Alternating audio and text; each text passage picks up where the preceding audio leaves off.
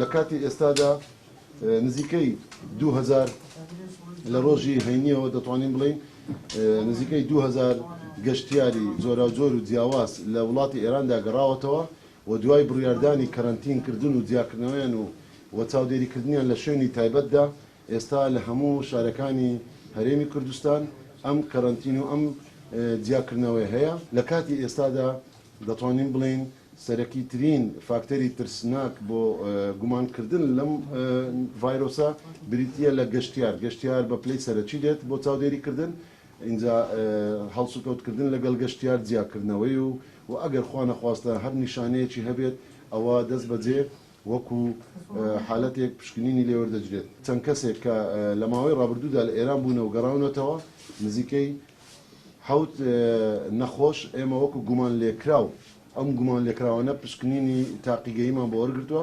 خۆشبەختانە لە هەرێمی کوردستان ئێستا لە تاقیگەی تەندروستی گشتی ئەم پشکنینانە دەکرێت بە هەمان شێوەش بۆ دڵنیابوون و زیاتریشی ئەم دەرەنجامە ئێمە ڕەوانەی مختبەری مرکزیش دەکەین لە عێراق. هەموو پشکنینەکان تا ئێستا تەنها یەک حالت لە پشکنین ماوە دەربچێت 6 پشکنینمان بۆ گەڕاوە بە نێگەتیڤ.